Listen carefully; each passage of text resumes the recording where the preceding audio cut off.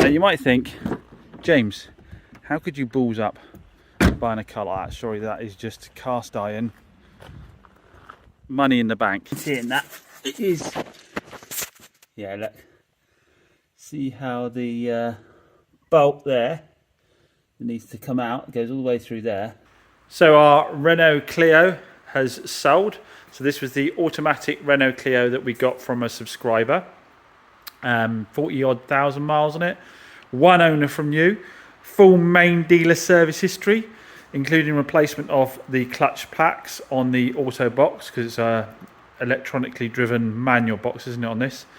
The buyer's someone who watches the channel every now and then, who's local and knew I was a place to come to for a car. Haven't driven an auto before, they hadn't had auto, it wasn't something they were specifically looking for, but of all the cars here, this one took their eye. It was in their price range. The fact that it was one owner for new and full main dealer service history is obviously really attractive to them as well. We took it for a test drive. Both of them had a little go, and I showed them first how it works with autos, and they both had a go, and they both agreed it was a cracking little drive. This one's all MOT'd and valeted, ready to go. Anything left is an oil and filter change, but I'm ahead of the game.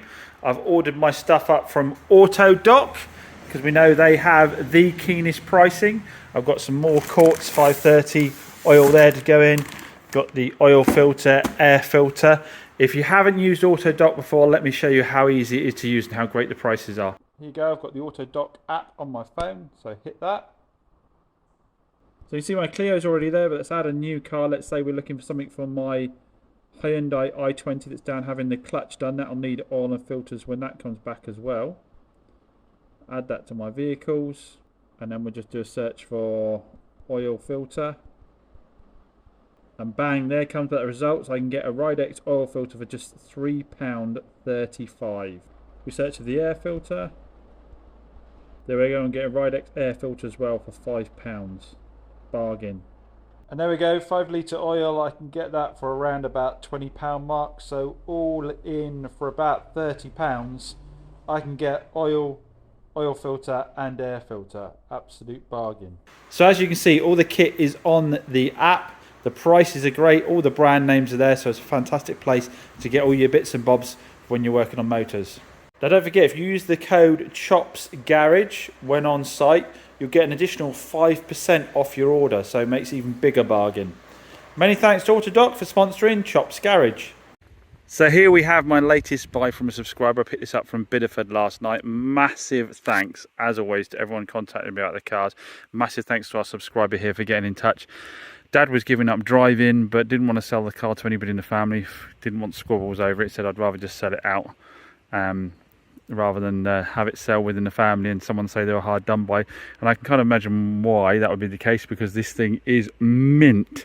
It is 62,000 miles, 1.4 Ford Fiesta, and it has on the clock, what's the exact mileage? I've done a little driving it now, 22,530 miles.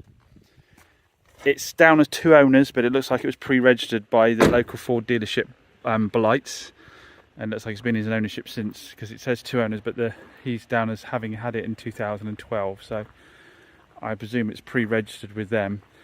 There is not a blemish on the bodywork. I mean, bar a tiny chip here and there, there is absolutely not a blemish. There's a little bit of curb on one of the alloy wheels, but it's got a full main dealer service history, so fully stamped up with Blight's service history, and they have had a cam belt done. Despite the low mileage, they've still gone ahead and got the cam belt done on it, and it's just immaculate inside and out.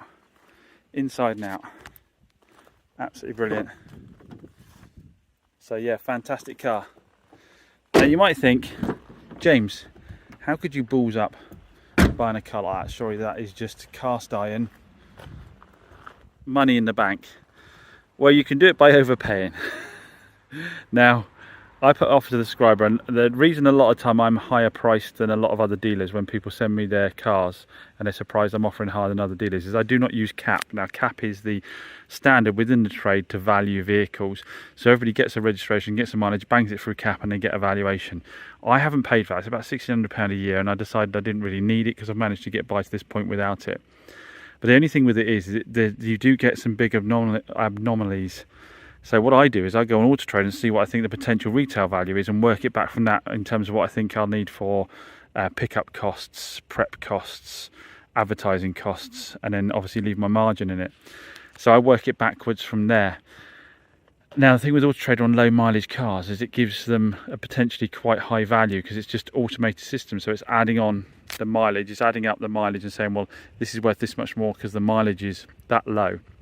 But there obviously is a reality as to how much someone's prepared to pay for an old shaped car, regardless how low the mileage is. Now on this one, I was speaking to another dealer and I said I'd got this in, and he ran it through CAP just out of interest, and the value is quite a bit lower than I actually gave for the car. So within the trade, I have overpaid for it, and I think probably the Auto Trader valuation I used is probably an unrealistic price point as to what I can actually get for the vehicle.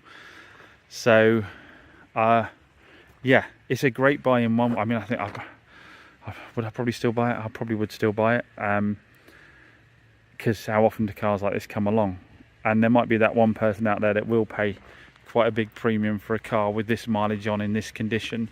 But I think Auto Trader puts it really high. I think it's about 7,000, but realistically, who's going to pay 7,000 for a 62 plate Ford Fiesta even with 22,000 miles on it? It's probably not very realistic, is it? In the real world, I don't know. Comment down below what you think it might sell for in the real world. I mean, I think some people have quite a lot of success selling cars with low mileage on. Some people have quite a lot of success.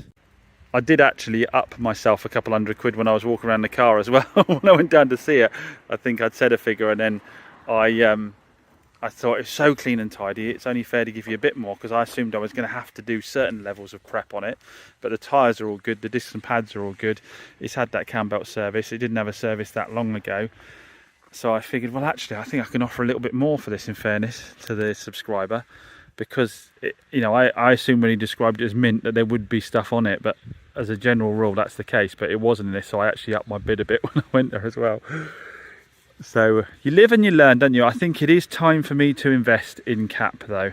I think to make, I've made this mistake a few times now, especially if I try and trade cars onto other dealers as well. Every now and then I trade cars to dealers, and that's a nice source of quick income for me. If I don't think they're right for my forecourt, if I think they're too high a price point, it's sometimes worthwhile trading them onto other dealers. A bit like I did with the Mercedes CLS the other day.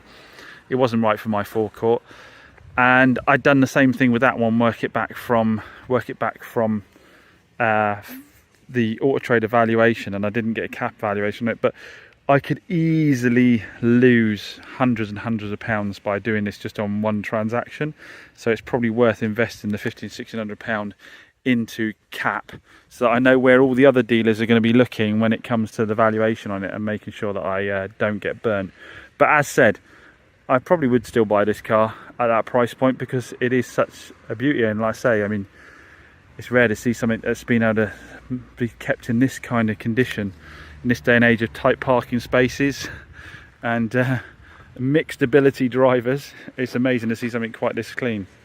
But it may be a while off before I get that, so if you want to see if I can offer you more than you've been offered elsewhere for your vehicle, if you're looking to sell it, don't forget, you can grab me on Instagram, you can grab me on email, you can grab me on WhatsApp, through Facebook.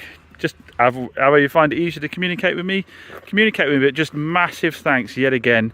I can never thank everybody enough for thinking of me when it comes to selling their cars. It really is appreciated. Is Andrew off on his... in the little CRB3 one on the raffle? He's got a 6-hour journey home. So massive thanks for Andrew for that, and for everybody who got involved in the raffle. On to the next one. We'll pull the MR2 out, get that cleaned up, and then that's already been MOT'd and serviced, so that will be the next raffle car. Let's move these back in before it starts pouring rain again. So Saturday morning, and when I should be getting on work, I've got Mrs. Chops' little Jeep, and if you remember, she said this for a while now. I bought it in as a piece of stock, and she took a liking to it and has had it ever since. Touch wood, it's been no problem so far. We had the cam belt done on it. She put quite a lot of miles on, but she said, oh, it's knocking.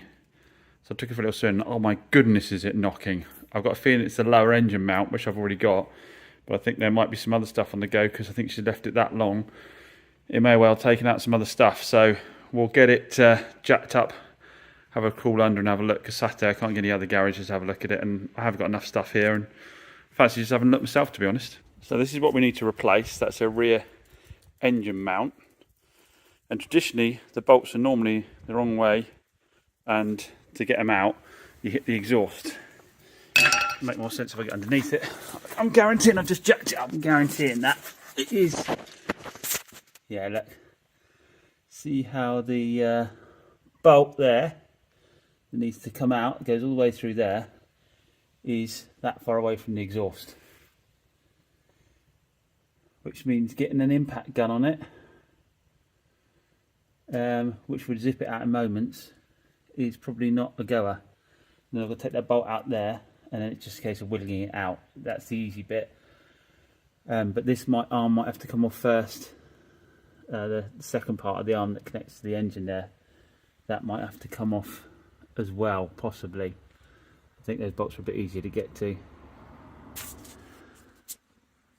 why I don't fiddle with cars anymore. Unless you're doing it all the time. Have I got enough clearance?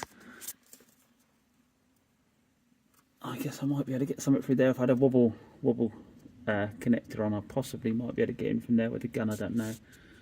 Now, thanks to a legend that took the time to put it on TikTok, I've discovered that if you remove this exhaust mount here, which was very rusted in, you can actually then have a bit of movement of the exhaust back and forth a little bit. You can use a pry bar on it to move it back and forth a bit to give you a bit more room on this bolt. So that hopefully should make the job a little bit easier. You can't thank these people that take the time to put stuff like this on YouTube enough, can you? Because it makes life a lot easier.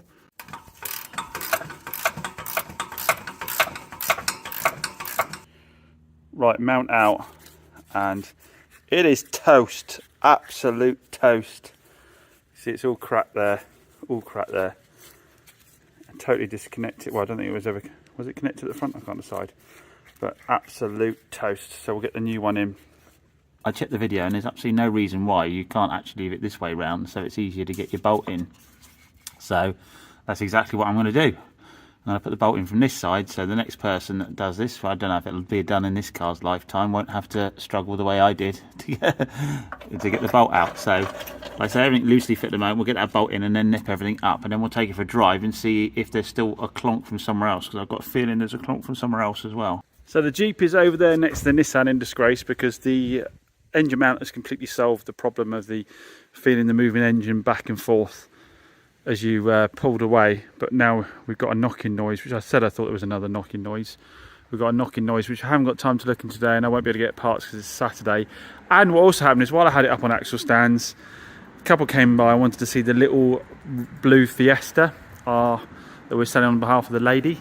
They want to see that, and obviously that was a couple of cars behind, so I had to get it all down off its axle stands. Luckily I just finished putting it back together again, get it off its axle stands, get it out of the way.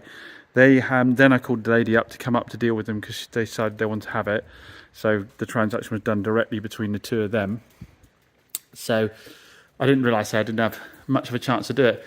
And now it's pretty much the end of Saturday, and I'm going to take the MGB home. Just fill in with the tyre pressures, making sure the coolant level is where it is, because the sun is out. And a load of the road closures that have been forcing me to go all the way around to Barnstable on boring dual carriageway and normal roads, some of the road closures are finished now, so I can go back through the lanes instead, which is where you want to be in an MGB.